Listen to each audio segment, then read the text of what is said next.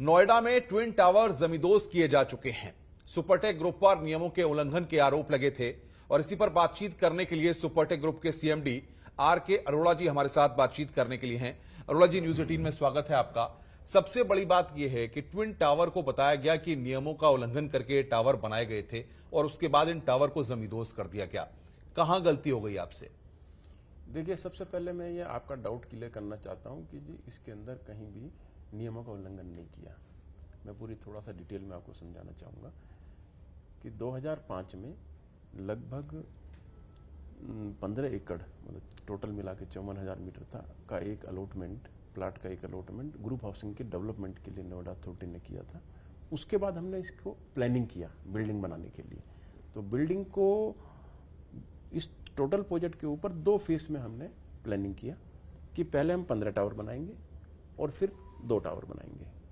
तो 15 टावर का निर्माण हमने सब अप्रूवल लेने के बाद, मतलब नोएडा अथॉरिटी से सारी अप्रूवल लेने के बाद 15 टावर का निर्माण शुरू किया 2005 में और 2009 तक उनको डिलीवरी दे दिया।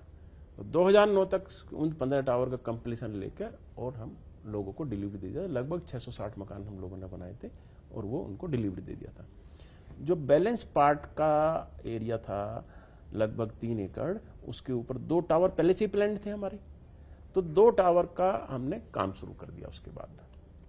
और उसमें उस दौरान जो नियमों में बदलाव हुआ, सरकार ने कुछ परचेजेबल एफआईआर की पॉलिसी दे दी कि अगर कोई एक्स्ट्रा एरिया बनाना चाहता है तो उसमें पैसा जमा करेगा वो अथॉरिटी में और वो उस एक्स्ट्रा एरिया को बना सकता है। वो पॉलिसी आज भी लागू है। आपने लेकिन लोगों से क्या परमिशन ली थी? जो लोग वहां पर जिनको आपने फ्लैट अलॉट किए, क्या उनको ये परमिशन दी थी कि हम ये टावर्स यहां पर बना रहे हैं? क्योंकि बात तो ये आ रही थी कि वो पार्क की जमीन है। हाँ, वही मैं कहता हूँ। जब मैं आपको ये बता रहा हूँ कि फेज 1 में 15 टावर बना के लोगों को हैंड ओवर कर दिए और फेज 2 के 2 टावर पहले से प्लान थे, तो वहाँ पार्क की जमीन नहीं थी, वो 2 टावर की प्लानिंग थी वहाँ पहले से।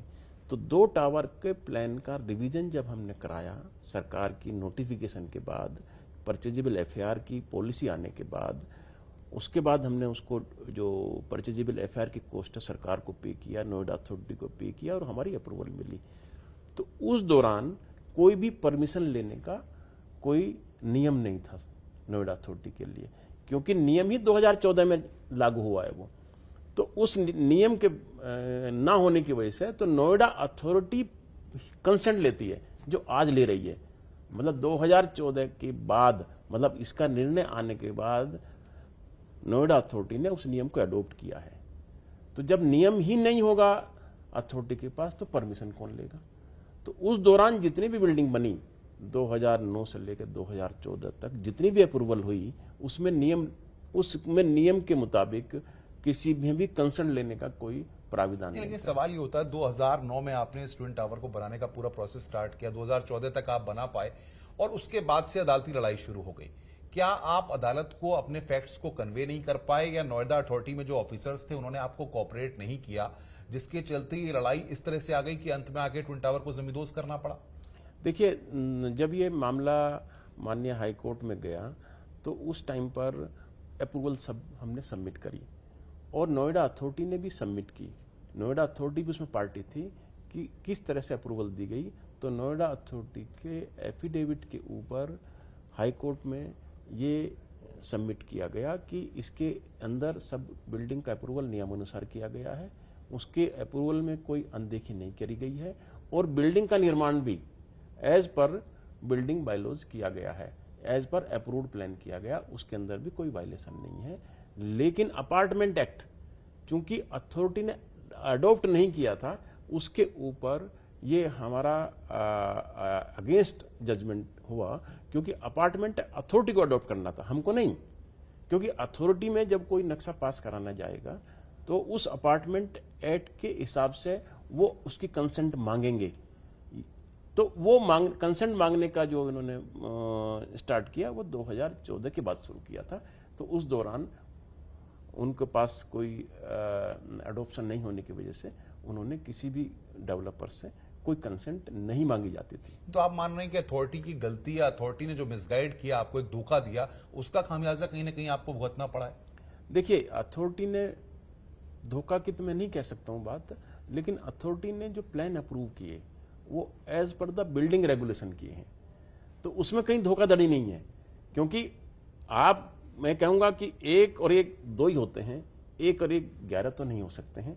तो कोई भी आदमी या कोई ऑफिसर्स उस 1+1 को तो 2 ही बोलेगा ना, कोई 11 नहीं बोल सकता है। या जो जब बुक्स में जो लिखा हुआ है वो बुक्स के हिसाब से बिल्डिंग पास होती है, रेगुलेशंस में जो लिखा हुआ वही पास होता है। तो मुझे लगता है कि अथॉरिटी ने भी बहुत अपने रेगुलेशंस के हिसाब से काम किया और हमने भी जो है बिल्डिंग को रेगुलेशंस के हिसाब से बनाया। तो कहीं जो है कहीं अनदेखी नहीं की गई थी।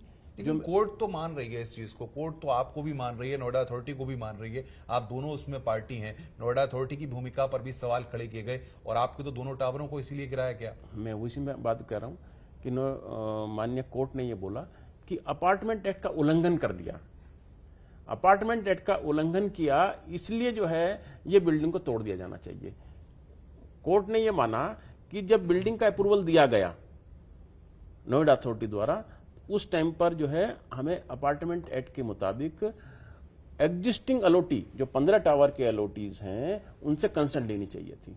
वो कंसेंट का प्रोविजन नहीं था अथॉरिटी में, consent was not applicable, consent was not required at that time. तो अथॉरिटी ने ये बात कोर्ट को बताई, ये बात कोर्ट को कन्वे की कि उस समय ये अप्रूवल नहीं था और उसके बाद में ये चीजें जोड़ी गई। हाँ, मतलब कंसेंट का प्रोविजन नहीं था, अप्रूवल की मैं बात नहीं कर रहा हूं, प्रोविजन एडोप्ट, मतलब कोई आदमी कोई जब अथॉरिटी बिल्डिंग प्लान पास करेगी तो उस पर वो कंसेंट लेगी, लोगों से पब्लिक नोटिस इनवाइट करेगी। तो उन्होंने वो 2014 में ही चालू किया।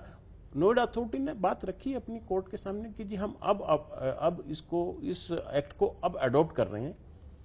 हम अभी तक हमारे यहाँ इस तरह के कंसेंट लिया जाने का कोई प्राविधान नहीं था, उसी के चलते ये एक अगेंस्ट जजमेंट आया है, मुझे ऐसा लगता है।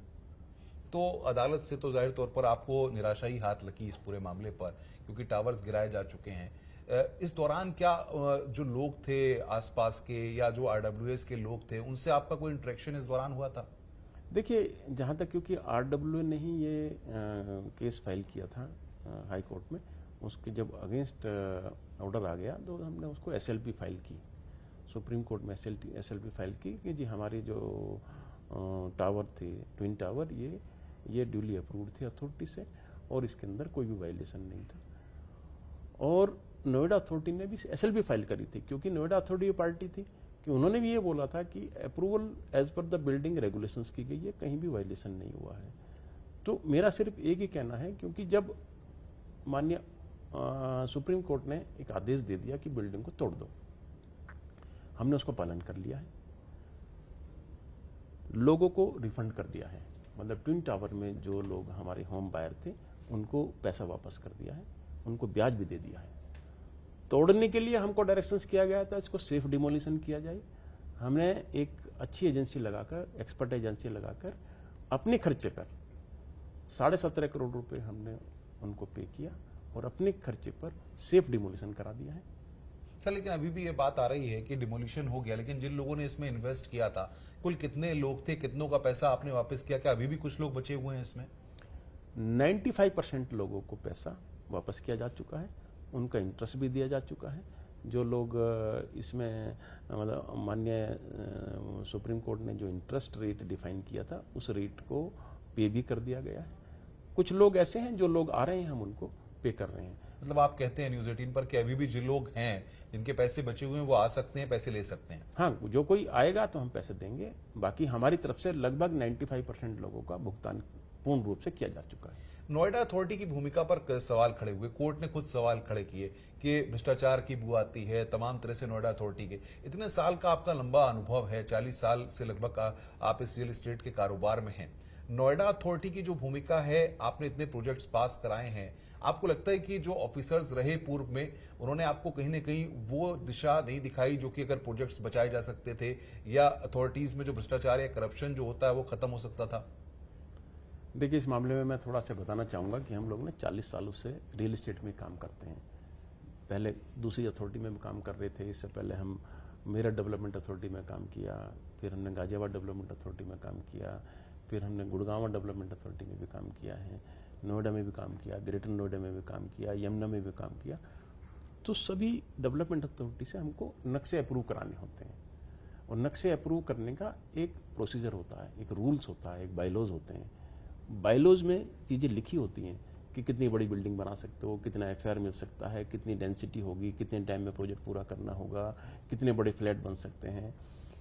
तो कोई डेवलपमेंट अथॉरिटी उस रूल को वायलेट करके अप्रूवल नहीं देती है। तो आप जो कह रहे हैं कि जी नोएडा अथॉरिटी ने गलत काम कर दिया है, मेरा इसमें मानना अलग है। नोएडा अथॉरिटी ने एज पर रूल बिल्डिंग को स्वीकृति दी है। एक प्रचलन है कि पूर्व में जब उत्तर प्रदेश में जो सरकारें रहा करती थी, उनका प्रभाव अथॉरिटीज के अफसरों पर, बाकी लोगों पर इतना ज्यादा होता था कि सत्ता के दबाव में बहुत ज्यादा काम अवैध रूप से गलत तरीके से कराए जाते थे। ऐसा आपने कभी फील किया? देखो, मैं आपको ये बताता हूं, तीन तरह की सरकार, तीन पार्टीज की सरकार इस टेन्योर में नहीं है। 2009 में बिल्डिंग पास कराई थी, 2005 में बिल्डिंग का पहला किया था, फिर 2009 में ट्विन टावर का किया, फिर 2012 में फिर उसमें अप्रूवल में अमेंडमेंट हुए, फिर 2000 उसके बाद जो है 14 के अंदर ये डिमोलिशन ऑर्डर हुआ। तो मेरा ऐसा मानना है, कोई ऑफिसर्स रूल के मुताबिक काम करता है, कोई ऑफिसर रूल के अगेंस्ट काम नहीं करता है।